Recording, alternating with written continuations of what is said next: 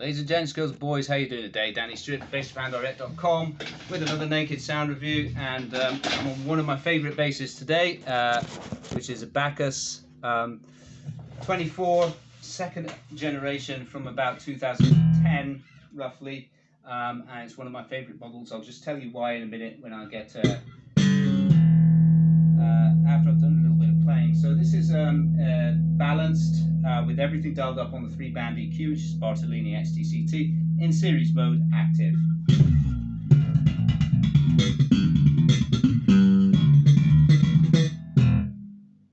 Very nice.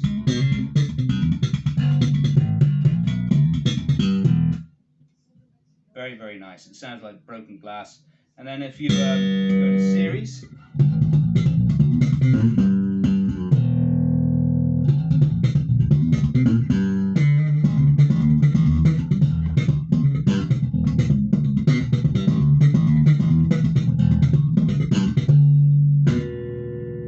back to series, let's scoop the mid out.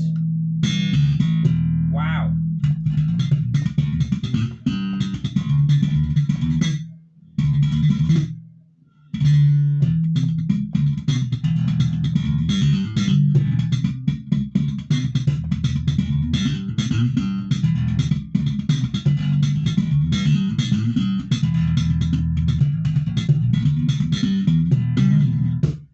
Oh, it's wonderful. That sounds, you know, it's got that Marcus Miller sound. Beautiful. Love it. So that's such a good sound. And of course you could do that in series mode too, but it's going to be a lot stronger. Got bigger, fatter, thicker, deeper, throatier sound because of the big humbucker.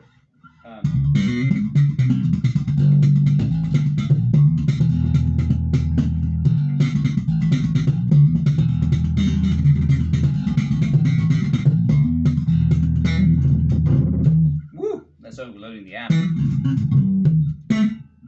It's very, very powerful. But yeah, I think it sounds great. Onto the rear pickup. And while I'm diddling around on the rear pickup, so this is in parallel mode. I'm going to take the treble all the way down. I'll just talk about the construction. So this bass has a 3-piece quarter saw neck with a sloping headstock, an angled headstock, which the first iteration also had the same neck and neck joint, which is a deep 6-bolt joint, whereas the third iteration lacked all 3 of those things. It did not have. It had a quarter saw, a flat saw, and 1-piece maple neck, flat headstock, and a 4-bolt neck joint. They really kind of cut down the production time by cutting those things out, which I think is a bit of a shame because, in my opinion, having the deeper neck joint gives you possibly nicer tonal transference. Yeah, that's one of those are 3 of the reasons why this is one of my favorite models. Yeah, the other thing, which is maybe not actually better, it might actually be worse, is the 2-piece bridge, which was discontinued.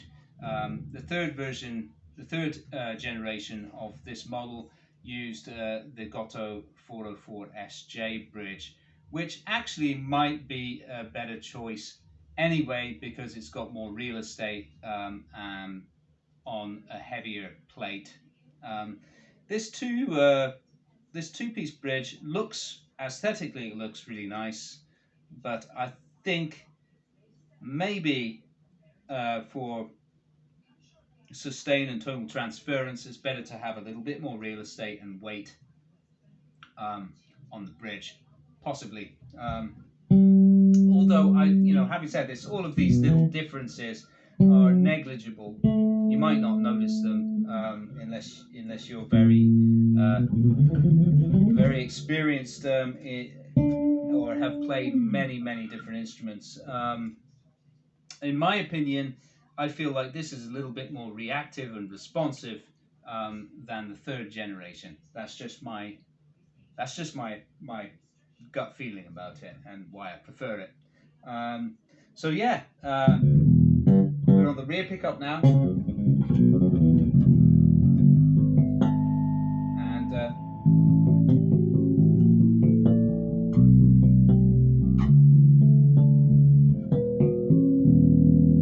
yeah, it's really nice. Yeah, and that is in the parallel mode. If we go into series, you get this big quacky, thick sound, right? It's beautiful.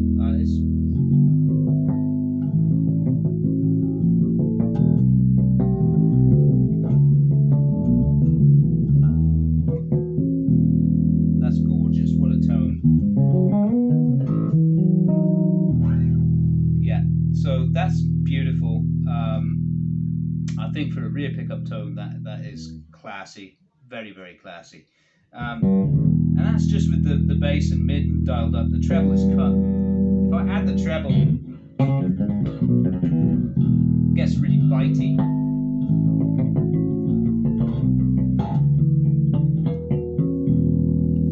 Which is nice too, but I prefer the creaminess of having just the mids and bass boosted.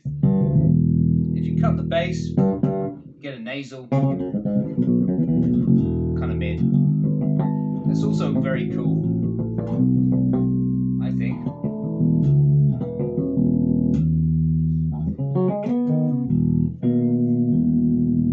Yeah, very nice stuff. And then the front pickup, let's go on to that. Let's go into series mode and just have the bass boosted, mid and treble cut, and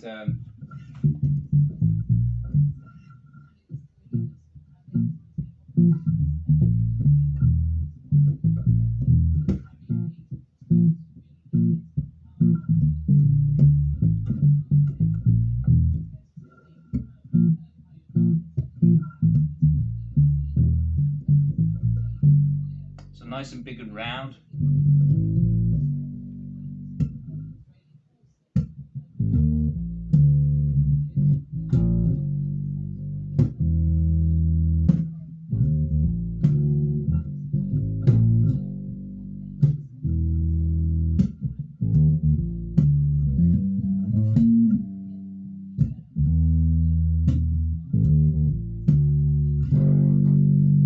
Nice and big and round, right?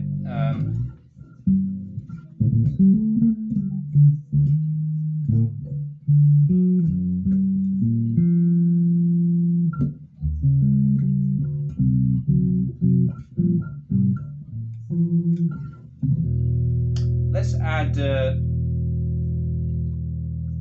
everything to that treble and mid, and just rock it out.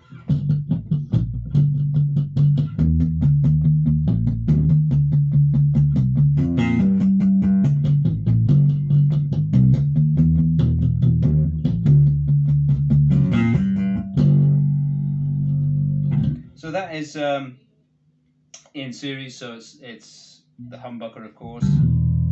Parallel.